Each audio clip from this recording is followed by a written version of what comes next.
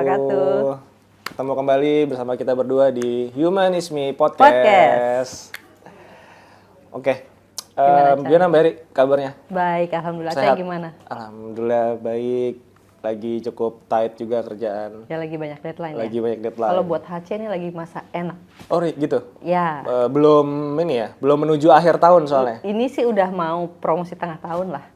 Gitu, tapi udah enak lah. Ya. Gitu. Udah lebih bisa termanage mungkin ya? Betul. Ya, ntar Mbak Eri pusingnya tuh bulan-bulan Oktober. Iya. Oktober udah mulai pusing Mbak Eri dan tim HC ya. Nah kemarin Mbak Eri terakhir kita tuh bahas tentang interview ya. Iya, betul. Gimana sih kita mungkin Mbak Eri ngasih banyak saran juga ke teman-teman cara menyiapkan interview dengan baik seperti apa, dan teman-teman bisa nonton episode sebelumnya buat teman-teman terutama yang belum punya jam terbang juga untuk menghadapi interview ya. Betul. Yang masih butuh pengalaman, masukan-masukan itu bisa cek di channel Podcast YouTube yang kita sebelumnya di ya. episode sebelumnya. Nah, hari ini Mbak Eri kita akan membahas salah satu bagian dari interview yang juga cukup penting dan menarik. Ya, apa tuh? Ya ini kadang-kadang juga kadang orang bilang nih agak tabu diperbincangkan, tapi ini penting gitu. Yaitu adalah terkait dengan cuan. Anak sekarang kan bilangnya cuan ya. Oh, anak sekarang bilang cuan. Sebenarnya refer ke bahasa sopannya apa? nego Nego gaji. gaji. Ya, nego gaji ya. Salah cuan ya. Nego cuan. Nego cuan. Nah, terkait nego gaji ini kan ya ada kita beberapa kali juga lah melihat fenomena ya Mbak Eri ya terkait dengan ada yang ngerasa gaji terlalu tinggi, gaji terlalu rendah, atau bagaimana sih hal yang wajar dalam nego gaji gitu. Iya. Tapi sebelum masuk situ mungkin Mbak Eri bisa bahas juga terkait dengan perspektif nego gaji itu sebenarnya gimana sih Mbak gitu. Oke. Terkait nego gaji ini memang tadi yang seperti Acai bilang itu memang banyak hal yang merasa tabu. Jadi kalau nggak salah sempat rame 2 kali di media sosial terkait dengan anak atau fresh grade lulusan mana gitu ya. Terus langsung matok harga, kalau saya lulusan university ini maka saya harus gaji 8 juta apa ya. Itu kan sempat rame gitu kan. Sebenarnya ada nggak sih korelasinya antara lulusan mana dengan gaji? Ada, itu sih bisa dibilang ada, tapi juga bukan berarti harus selalu seperti itu. Biasanya kalau fresh grade tuh memang yang paling penting adalah dia tujuannya gitu. Dan nego gaji itu walaupun mungkin dirasa tabu, tapi itu sesuatu yang realistis untuk diperjuangkan atau dinegokan gitu. Gitu. Makanya kita mau bahas di sini. Sebenarnya negosiasi gaji itu kayak gimana sih gitu kan ya? Betul. Gitu. Dan itu berarti lebih ke apa ya? Sebenarnya proses kesepakatan ya, Mbak? Kesepakatan, dan itu sangat-sangat menurut gue wajar ya. Gitu. Dan itu teman-teman fresh grade tetap harus memperjuangkan kebutuhannya melalui nego gaji itu, tapi juga tetap harus realistis dan tetap tahu goalsnya dia itu apa. Gitu. Kemudian berarti itu sebenarnya etis atau enggak sih, Mbak?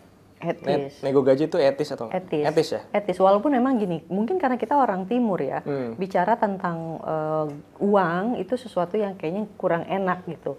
Saya juga pernah dapat seliweran gitu ya tentang tips membangun hubungan pun ternyata hubungan pacaran, mau menikah itu pun orang masih kayak tabu gitu ngomongin tentang finansial. Iya, gitu. Padahal itu juga penting ya? Penting, apalagi hubungan yang sifatnya hubungan kerja. Tentu masalah finansial itu adalah sesuatu yang memang jadi sebuah dasar dari ikatan hubungan kerja itu. Betul. Berarti kan ya Mbak Eri udah bilang ini sebenarnya etis lah, ini hal yang etis dan mungkin biasa aja, apalagi Mbak Eri seorang recruiter gitu. Tapi di luar sana juga masih banyak orang-orang yang ragu untuk melakukan negosiasi gaji. Sebenarnya mungkin pengen gitu, tapi karena ngerasa tadi, gue ngerasa takut nih atau kayaknya ini nggak sopan nih. Nah itu gimana pandangan Mbak Eri terhadap orang-orang yang seperti itu gitu? Saya paham sih dari sudut pandang si fresh grade terutama ya.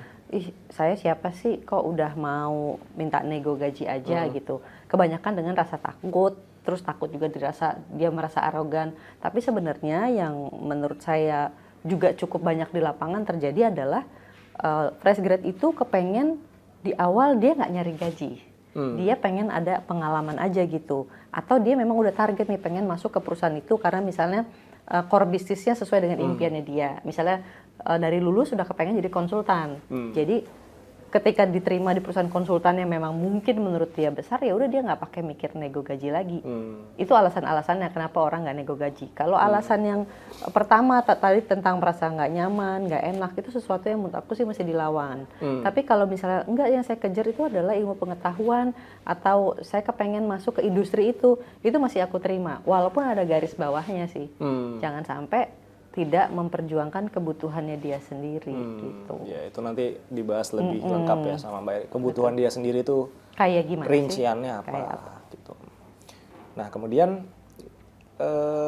balik lagi nih ya, untuk memperdalam, mempertegas. Jadinya kenapa ini bagian yang menjadi penting juga negosiasi gaji ini ya buat ya fresh grad atau pelamar kerja gitu. Ya, karena gini ya, nego gaji ini penting. Nomor satu gini, pada saat kita lulus kuliah itu target manusia itu sudah independen secara finansial. Minimal dia bisa memenuhi kebutuhan hidupnya sendiri. Dengan dia punya gaji sendiri dan itu mencukupi kebutuhan dasarnya dia, itu membuat dia juga punya rasa lebih berarti dong, bahwa dia selama ini belajar susah, dia paling nggak bisa deh di awal itu, selain dia belajar di stages praktik di dunia karir, tapi dia juga bisa lah paling nggak membiayai hidupnya dia. Pergi pulang kantor tuh kan ada biaya ya, dan mereka juga harus spend money untuk makan siang gitu.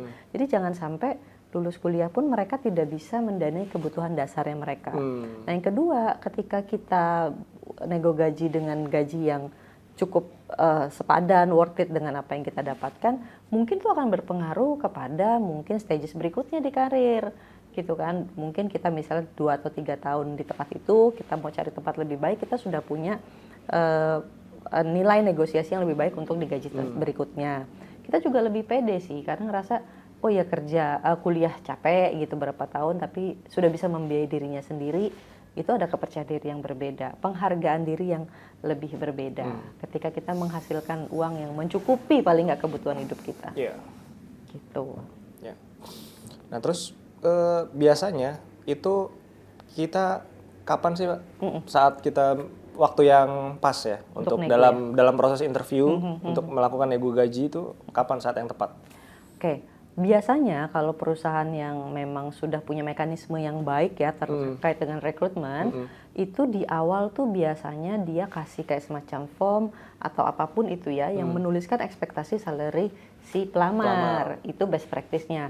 Dari ekspektasi itu nanti kan jadi guidance, oh ini masuk nih ininya nih range, mereka kan punya budget ya. Ini budgetnya masuk nih dengan kualifikasi yang juga cukup sesuai dengan apa yang dicari. Itulah kemungkinan mungkin mereka diteruskan proses gitu kan. Tapi kalau ada budgetnya nggak masuk nih, ya agak lebih-lebih dikit, baru itu nanti muncul ada negosiasi. Tapi setelah proses emang dinyatakan oh orang ini bagus, biasanya di ujung tuh si interviewer yang akan ngajak nego duluan.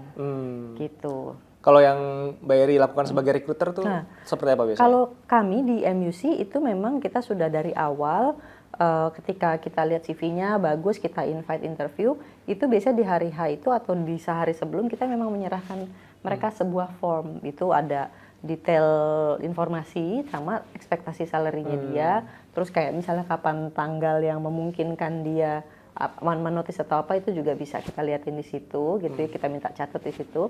Nanti kita baru lihat nih pada saat proses interview. Jadi sama kita nge-interview dia, kita akan ngelihat dia sebenarnya mintanya berapa, worth it nggak dengan apa yang dia minta. Kalau kita lihatnya kayak gitu kalau di sambil mungkin MUC. Mbak Eri nyocokin sama CV-nya juga ya? Betul. Jadi galinya itu sekaligus kita lihat, oh dia mintanya segini. Misalnya dia minta tinggi, pada saat proses interview itu akan kelihatan, ya worth it sih sebagus itu anak ini, kita gali. Itu kalau kondisinya kayak gitu, masih bisa Mbak Eri pertimbangkan? Masih bisa. Masih bisa? Meskipun di luar budget yang Mbak Eri punya? Betul. Di luar, masih bisa mungkin. Karena gini, kita kan ada budget itu, ada range yang gedenya, ada yang standarnya gitu. Harapan kita kan dapat yang standarnya. Ya nego-nego lebih-lebih dikit 30% masih aku perjuangkan. Tapi kalau sudah 3 kali lipat itu kan terlalu nggak mungkin ya. Udah pasti juga kualifikasinya juga nggak sesuai, terlalu tinggi. Gitu. Terus kalau misalkan justru dia ngasih angkanya di bawah budgetnya Mbak Eri, bahkan kelihatan jauh gitu. Mungkin karena mungkin dia ngerasa inferior gitu.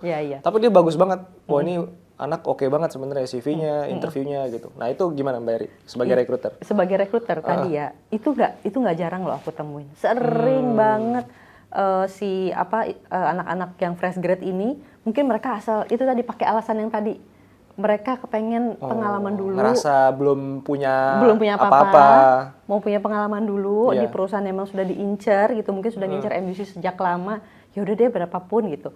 Nah pada saat kita interview ternyata firm dia bagus, itu biasanya surprisingly kita juga nggak mau kasih senilai yang dia minta. Dia minta. Kita pasti langsung sesuaikan ke standar. Misalnya kita naruh standar di 8 juta, ternyata dia naruh 6,5. Padahal tuh dia bagus gitu kan, dia bagus. Kayak nggak wajar ya kalau dia minta itu.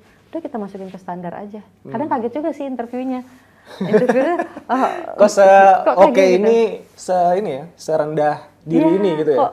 Kok minta segitu gitu. Tapi rata-rata alasannya semuanya sama gitu. Ya mereka mungkin rumahnya tidak terlalu jauh juga gitu, terus pengennya kerja, ya tadi. Tapi kita juga karena ngeliat kualitas, kita taruh di standar kita. Walaupun kita harus agak naikin, nggak apa-apa gitu.